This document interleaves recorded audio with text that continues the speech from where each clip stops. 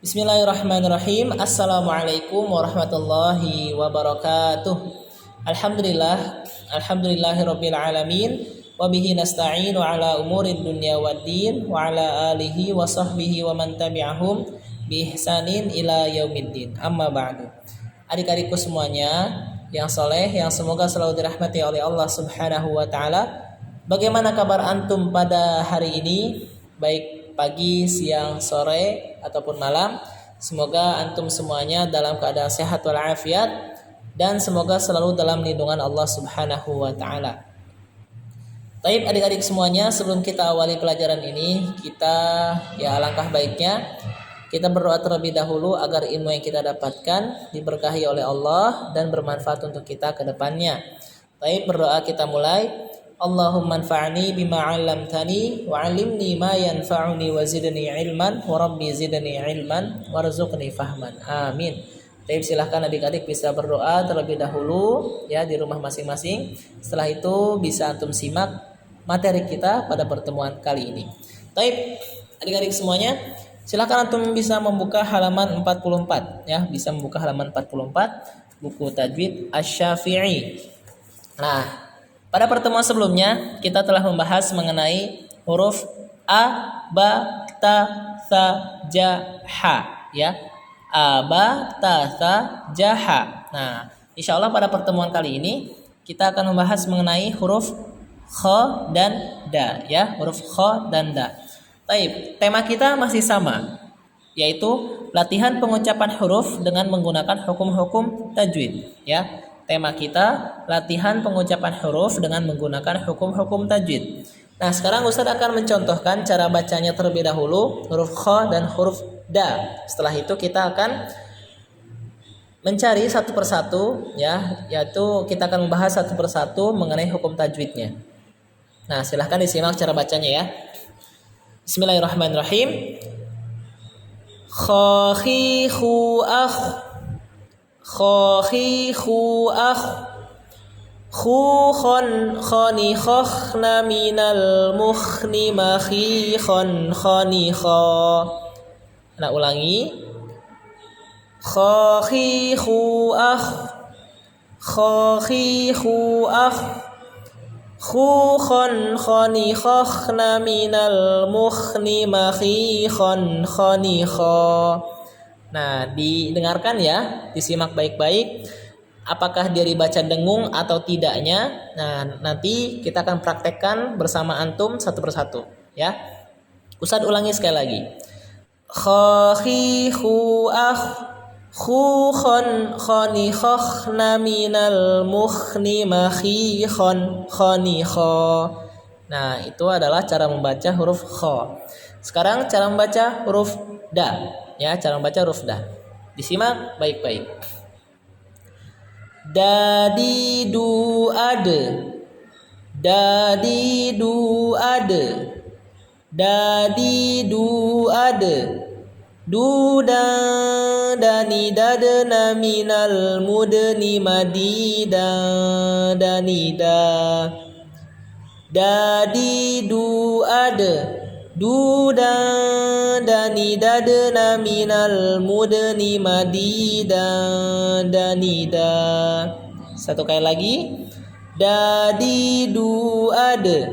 Duda dani dadna minal mudni madida danida. Nah, ini adalah cara membaca huruf kha dan huruf da. Sekarang kita akan membahas satu persatu mengenai hukum tajwidnya. Ya, kita akan membahas satu persatu mengenai hukum tajwidnya. Yang pertama, kha khi khu, kha khi khu. Nah, ini hukum tajwidnya adalah mad tabi'i. Ya, hukum tajwidnya mad tabi'i. Baik, Ustaz telah menyiapkan catatan. Kita lihat ke catatan saja. Nah, di sini ada kha khi khu ya, yaitu hukum tajwidnya mad tabi'i. Ya, mad tabi'i itu dibaca panjang berapa harokat? Dibaca panjang dua harokat ya. Nah, dibaca panjang 2 harokat. Kha khi khu dibaca panjang 2 harokat. Nah, lalu di sini ada akh, setelahnya khu juga ini kembali ke khu yang ini ya, yaitu mad tabi'i juga. Nah, di sini ada setelahnya khon kho. Afwan, aduh ada chat nih. Di sini ada khu khon kho ya, khon kho. Itu hukum tajwidnya adalah izhar halki, tanwin bertemu dengan kho. Kho itu adalah salah satu huruf izhar halki. Huruf izhar halki ada 6, hamzah, ainha, jin kho ya, hamzah, ainha, jin kho. Nah, jadi penjelasannya ialah apabila nun sukun atau tanwin bertemu dengan huruf izhar halki, maka kita harus baca jelas ya, tidak boleh didengungkan. Khon kho, jangan khong kho. Nah, seperti itu ya. Yang betul adalah khon kho, khu khon kho. Nah, gitu. Oke. Setelahnya di sini ada khoni khokhna minal. Nah, minal di sini ada alif lam qamariyah. Alif lam qamariyah. Nah, alif lam qamariyah ini alif lam yang dibaca ya, beda dengan alif lam syamsiah. Alif lam syamsiah itu alif lam yang tidak dibaca. Nah, alif lam qamariyah jangan kita baca seperti ini. Minal mukhni, minal Nah, itu tidak boleh ada e-nya ya, tidak boleh ada e-nya. Kita langsung saja alirkan. Minal mukhni, minal mukhni. Nah, ya hukumnya adalah alif lam qamariyah. Nah, di sini selanjutnya makhikhon, makhikhon. Nah, makhi ya adalah mad tabi'i ya, mad tabi'i. Khon kho izhar halki. Khoni kho. Nah, makhi khon khoni kho.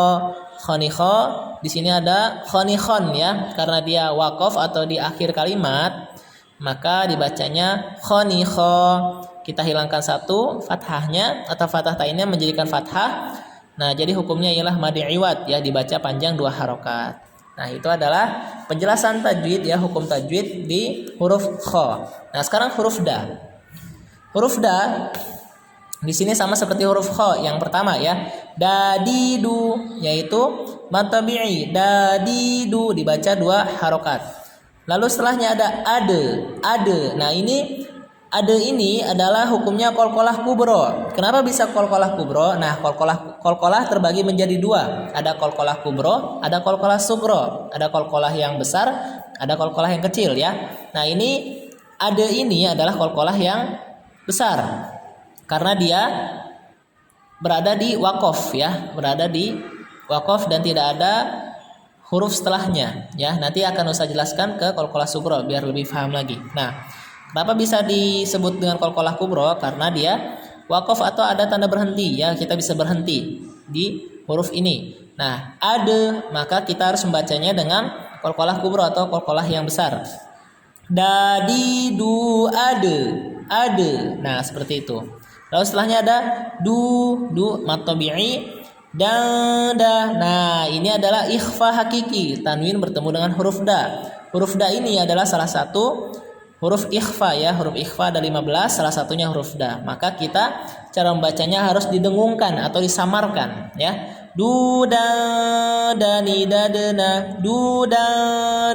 Nah, seperti itu. Oke, kita lanjutkan lagi.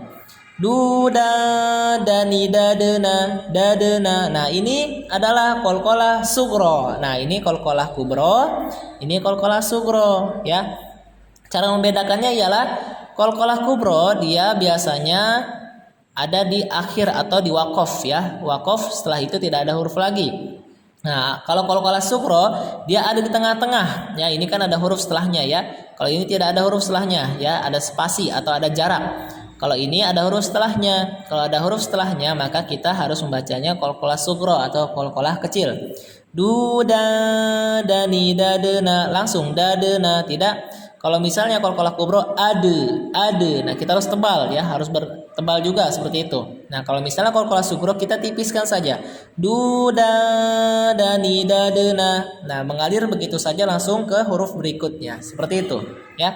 Lalu kita lanjutkan. Minal mudni. Nah, minal. Nah, alif lam qamariyah tidak boleh kita baca minale. Nah, oke. Insyaallah antum sudah paham. Lalu setelahnya mudni. Nah, dadena sama mudni sama. Dia qalqalah sugro karena setelahnya ada huruf ya. Dia berada di tengah-tengah letaknya. Minal mudni. Kalau misalnya qalqalahnya berada atau terletak di akhir kalimat, maka dia bisa disebut dengan qalqalah kubro. Misalnya Qul huwallahu ahad. Ahad. Nah, dia ada di akhir kalimat tuh qalqalahnya. Nah, maka kita menghukumi ialah qalqalah kubro atau qalqalah besar. Kalau misalnya dia ada di tengah, maka dia hukumnya adalah qalqalah sugro. Nah, seperti ini, ada di tengah-tengah kalimat. Nah, ya, minal mudni. Setelahnya madi di mad tabi'i dibaca panjang 2 harokat. Madi da. Nah, da adalah ikhfa hakiki ya, ikhfa hakiki. Da itu adalah salah satu huruf ikhfa hakiki, sama seperti yang di sini. Du da. Madi da. Nah, lalu setelahnya danida. Nah, danida adalah hukumnya mad iwad. Mad iwad ya, dibaca panjang 2 harokat. Nah, adik-adikku semuanya, itulah penjelasan dari ana mengenai huruf mengenai huruf kha dan huruf da ya, mengenai huruf kha dan huruf da. Semoga antum semuanya dapat memahaminya dan dapat mempraktekannya ya. Semakin kita terus mengulang hukum tajwidnya, semakin kita hafal dan semakin kita cepat merespon hukum-hukum yang kita ketahui. Baik adik-adikku semuanya, itulah yang bisa Ustaz jelaskan, kurang lebihnya Ustaz mohon maaf. Ustaz pamit undur diri. Akhirul kalam. Wassalamualaikum warahmatullahi wabarakatuh.